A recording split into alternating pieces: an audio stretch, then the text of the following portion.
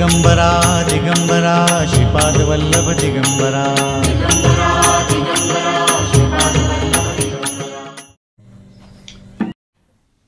अवधूत चिंतन श्री गुरुदेव दत्त। आज्ञा गुरुवार दिनांक 1/3/2018 सायंकाळी 7:07 होळी पौर्णिमा होती। त्या दिवशी ज्या भक्तामध्ये स्थिरता, निश्चयता, दृढता ही भक्ती मार्गामध्ये आहे तो माझ्या कृपादृष्टीस पात्र ठरतो।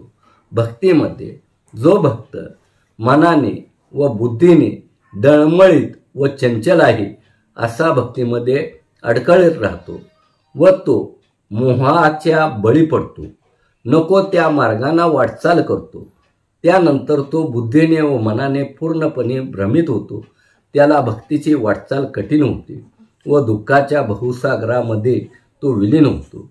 गुरुभक्तीमध्ये असंख्य अशा परीक्षेतून जात असताना जो भक्त निश्चय व दृढता ठेवून गुरुभक्तीमध्ये वाटचाल करतो असा भक्त गुरुकृपेस पात्र ठरतो, तो निश्चयी गुरुचरणास पोहोचतो। आपण जर डळमळीत बुद्धी ठेवली तर कुठलाही लाभ होत नाही, आपण त्यातनं बाहेर कधी येऊ शकत नाही, आध्यात्मिक प्राप्ती होणार नाही, स्पष्टपणे महाराजांनी सांगितले। अवधूत चिंतन श्री गुरुदेव दत्त। आज्ञा गुरुवार दिनांक 15/2/2018 6:28 जो भक्त निश्चयी निरंतर माझ्या सेवेत आहे अशा भक्ताच्या संकटाचा नाश होऊन त्याच्या जीवनाचा उद्धार निश्चित आहे।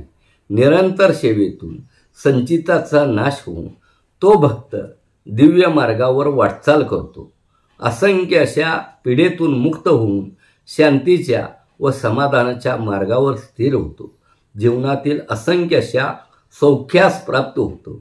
शांत बुद्धी स्थिरतेने तो सदैव जीवनात आनंदी राहतो। निरंतर भक्तीच्या सहवासाने असंख्य अशा पापाचा नाश होतो व एकनिष्ठेने चरणास पोचतो। भक्तीच्या सहवासात जरी राहिलं तरी असंख्य पापाचा नाश व्हायचं सामर्थ्य आहे।